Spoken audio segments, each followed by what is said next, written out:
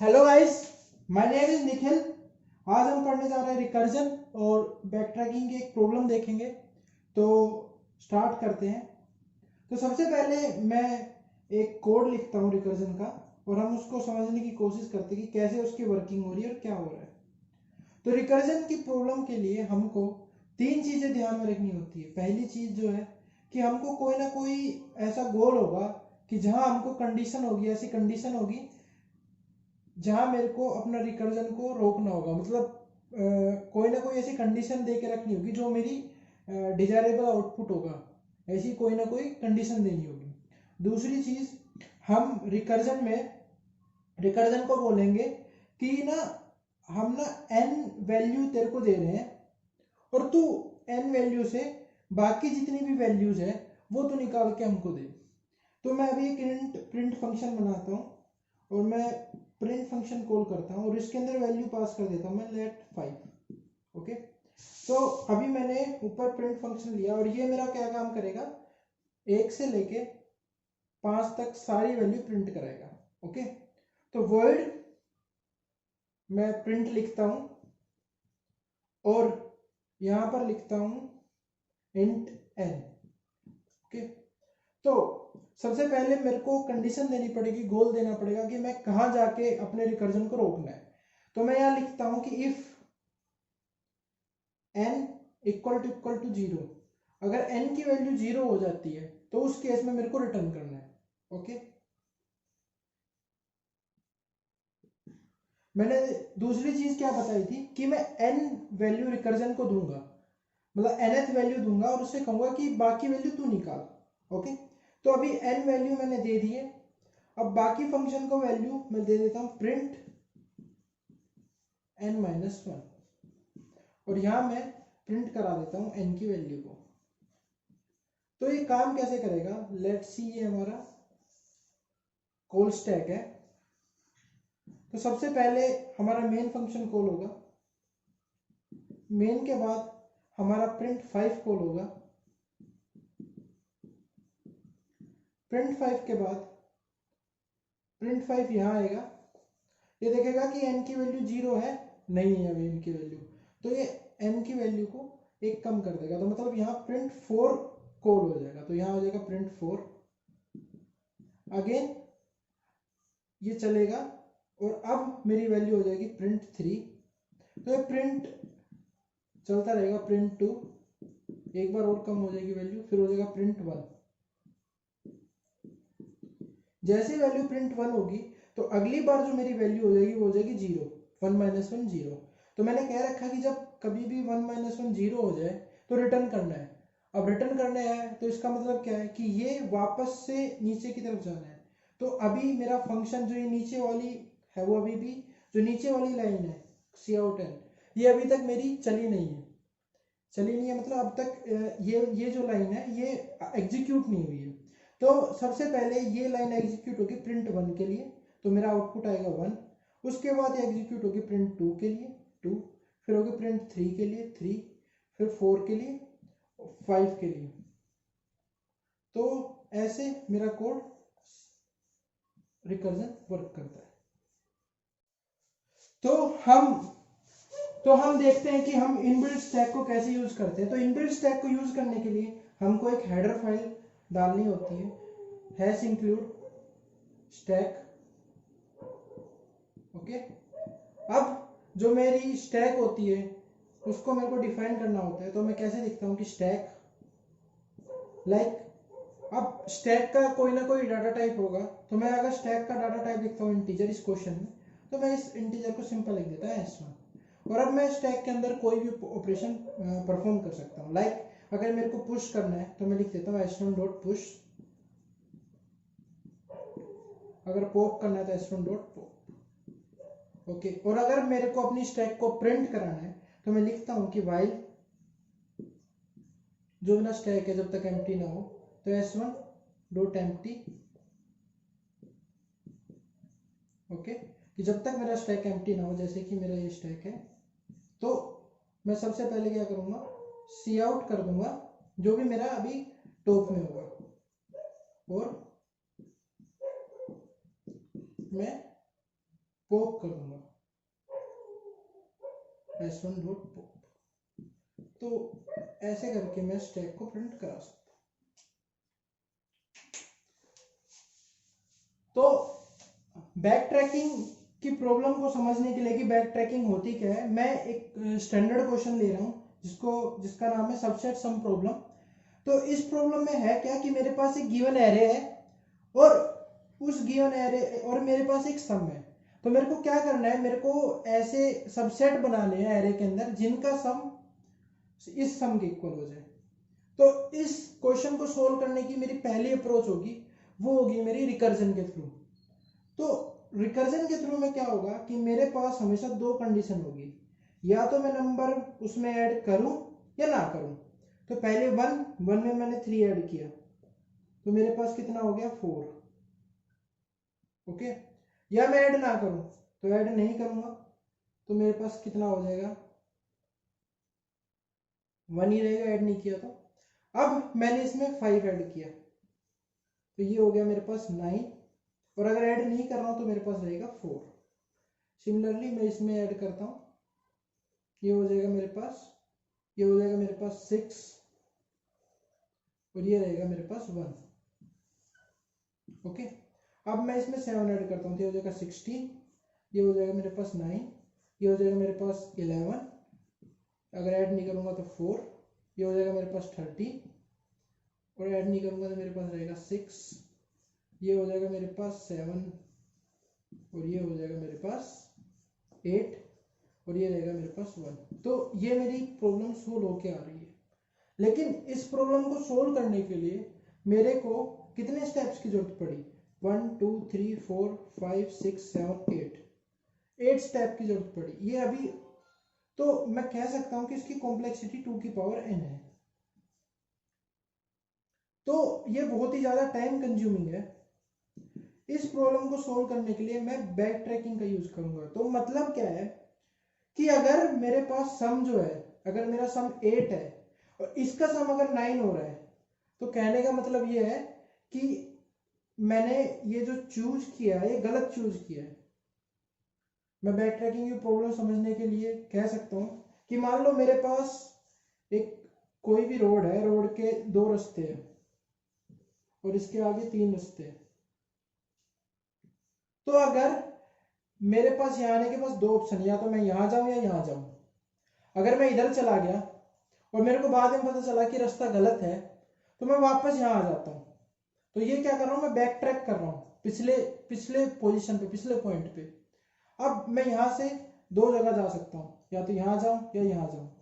अगर मैं यहाँ चला गया और मेरे को बाद में पता चला कि रास्ता गलत है तो मैं वापस बैक ट्रैक कर रहा हूँ और आखिरी में या मैं कहीं भी सही पोजीशन पे पहुंच जाऊंगा। तो ये होती है एक किस्म से बैक ट्रैकिंग। तो इस प्रॉब्लम में मैं कैसे कह सकता हूँ, हम एक और एग्जांपल ले सकते हैं कि मान लो कि मेरी कोई घड़ी खो गई। तो अब मैं घड़ी को कैसे ढूंढूंगा, मैं ढूंढूंगा कि मैं लास्ट बार किस कमरे में था। तो मैं उस कमरे में जाऊंगा और चेक करूंगा, अगर मेरे को उस कमरे में घड़ी मिल गई तो ठीक है, नहीं तो मैं उससे पिछले वाले कमरे में जाऊंगा, तब तक जाता रहूंगा तब तक मेरे को घड़ी ना मिले। तो अब हम इस प्रॉब्लम को सोल्व कैसे करेंगे। हमको सबसे पहले मैं एक फंक्शन लेता हूं सबसेट नाम करके, जो कि बूल टाइप का होगा। हम क्यों होते बूल टाइप का बताते हैं, ये किस बूल ही टाइप का क्यों हुआ। अब मैंने एक इंट एरे लिया जो कि एरे का साइज होगा, एरे होगा, एक एरे का साइज होगा और एक एरे का स्टार्टिंग इंडेक्स होगा कि वो स्टार्ट किस इंडेक्स से कर रहा है, मतलब एरे के अंदर किस प्रॉब्लम से इंडेक्स से स्टार्ट कर रहा है। ओके, और एक मेरे पास होगा इंट सम कि उस क्वेश्चन में मेरे को कितना सम दिया। जैसे इस क्वेश्चन पिछले क्वेश्चन में मेरे को सम की वैल्यू 8 दे रखी थी। ओके, और एक होगा एक्स सम जो मैं अपने पास रखूंगा करंट सम को कैलकुलेट करने के लिए, मतलब अभी मेरा सम कैसे है। तो देखिए कि जैसे मान ले मेरी प्रॉब्लम है कोई भी, जैसे थी 1 3 5 7। ओके, तो सबसे पहले मैं 1 लूंगा मैं प्रॉब्लम को सोल्व करने के लिए। ओके, अब 1 के अंदर मैं 3 ऐड करता हूं तो मेरा सम होता है 4। ओके, तो अभी मैं कहूंगा कि हाँ अभी मैं चल सकता हूं क्योंकि मेरा सम जो है 8 अभी बड़ा है। तो अभी मैंने ट्राई किया 5 तो 9। अब 9 जो है वो गलत है क्योंकि 9 जो है वो बड़ा है 8 से, तो ऐसा कभी हो नहीं सकता। तो इस कंडीशन में मैं क्या करूंगा, मैं पीछे जाऊंगा कि जो तूने स्टेप लिया वो गलत लिया है। तो मैं क्या करता हूं कि अब मैं 7 डाल के देखता, अगली वैल्यू डाल के देखता हूँ 11। तो 11 होने से भी नहीं आ रहा। तो इसका मतलब ये है कि जो अगर 11 होने से भी ये नहीं आ रहा तो 11 रिटर्न करेगा फॉल्स, कि ये गलत है। तो जैसे ही वैल्यू फॉल्स रिटर्न करेगा तो इसके पास कोई और ऑप्शन नहीं है, तो ये पीछे वाले को रिटर्न करेगा कि जो तूने वैल्यू ली है वो गलत ले ली, फॉल्स। तो अभी 1 जो है मेरा वो लेगा 5 को, तो मेरे पास हो जाएगा 6। ओके, अब 6 होने के बाद मेरी अगली वैल्यू होगी 7। अगर मैं 7 इसमें ऐड करूंगा तो 13, तो इसको रिटर्न करेगा फॉल्स कि तूने गलत वैल्यू ली है। ओके, अब 6 के पास कोई आगे ऑप्शन नहीं है, मतलब 5 में 6 इसके बाद कोई ऑप्शन नहीं है ऐड करने का, तो फिर से रिटर्न करेगा कि तूने गलत वैल्यू ली है, फॉल्स। ओके, तो अब जो 1 है वो ट्राई करेगा 7 को, तो जैसे 1 को 7 को ट्राई करेगा तो अब हो जाएगा मेरा सम 8 के इक्वल। तो ये कह देगा कि हाँ अब हमको सॉल्यूशन मिल गया है। तो इसकी कंडीशन क्या होगी कि किस कंडीशन पे मैं रुक जाऊंगा, तो वो कंडीशन होगी कि सबसे पहले एक कंडीशन ये होगी कि अगर जो मेरा एक्स सम है, अगर एक्स सम से एक्स सम बड़ा है किससे, जो मेरा सम है, मतलब यहाँ पे 0 स्टार्टिंग में एक्स सम मेरे पास 0 होगा तो मैं उसमें ऐड करता जाऊंगा, तो मैं रिटर्न करूंगा क्या, फॉल्स, कि तू गलत चल रहा है। ओके, अगर नहीं तो इफ जो मेरा एक्स सम है वो सम के इक्वल हुआ, मैं मींस कि मैं सॉल्यूशन तक पहुंच गया, तो मैं क्या कर दूंगा, रिटर्न कर दूंगा ट्रू।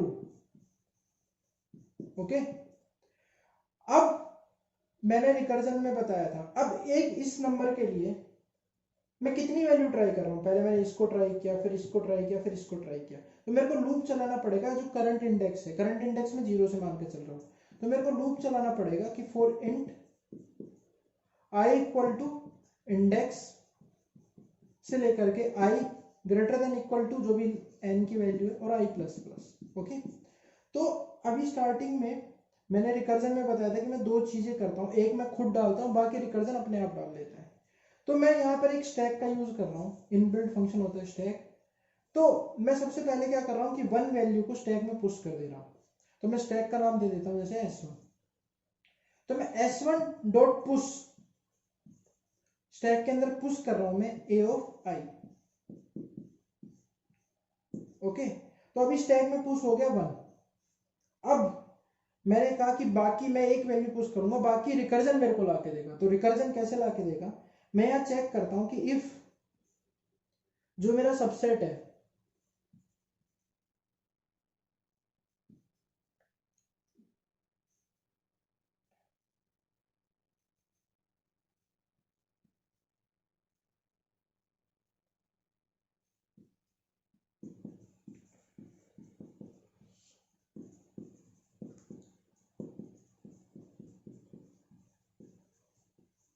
ओके, तो मैं सबसेट दोबारा से लिखता हूं। अब मैं लिखता हूं कि इफ जो मेरा सबसेट है, मींस जो ये वैल्यू रिटर्न करेगा वो कैसे रिटर्न करेगा अभी हम देखते हैं। तो मतलब मेरे को आगे रिकर्जन चलाना है, तो रिकर्जन चलाने के लिए क्या करता हूं, मैं सबसेट लिखता हूं, सेम फंक्शन का नाम, एक एरे लेता हूं, एन की वैल्यू सेम ही रहेगी। इंडेक्स जो है मेरे पास अभी वो 0 था, तो अभी इंडेक्स जो है मेरे पास आई हो जाएगा, तो मैं लिख देता हूँ आई।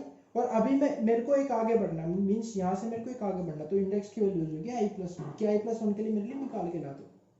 अब और जो मेरा सम था वो सम ही रहेगा, और जो मेरा एक्स सम था वो एक्स सम कितना हो जाएगा, एक्स सम हो जाएगा कि 0, एक्स सम की पहले वैल्यू थी 0 प्लस में जो एरे ऑफ आई की वैल्यू करंट वैल्यू है, तो मैं लिख देता हूं ए ऑफ आई। ओके, अगर ये वैल्यू मेरे पास ट्रू है, मीन्स मैंने अपनी जो जगह रखी है वो सही जगह रखी है, तो मैं रिटर्न कर रहा हूं ट्रू।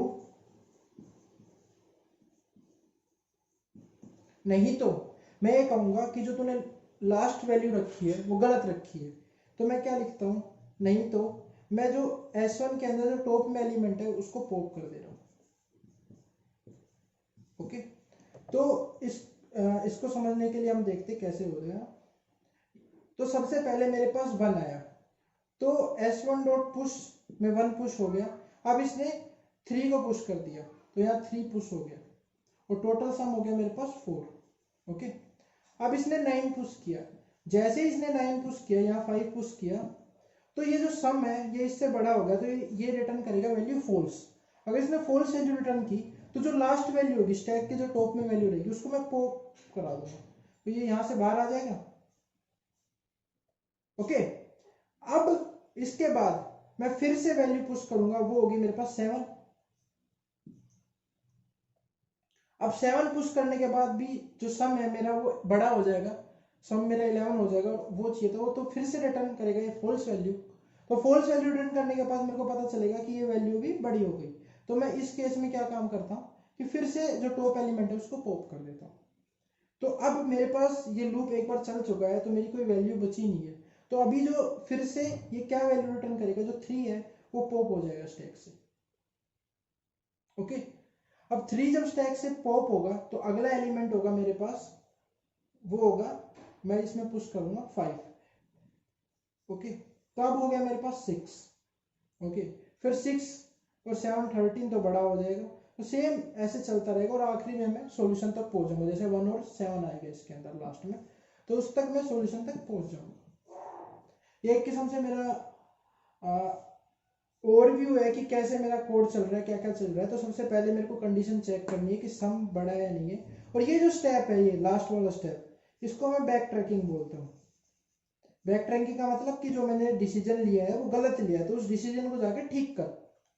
ओके, तो ये जो है, ये कोई, यही हम इसको बैक ट्रैकिंग बोलते हैं। तो ऐसे सोल्व करके हम इस प्रॉब्लम को सोल्व कर लेंगे।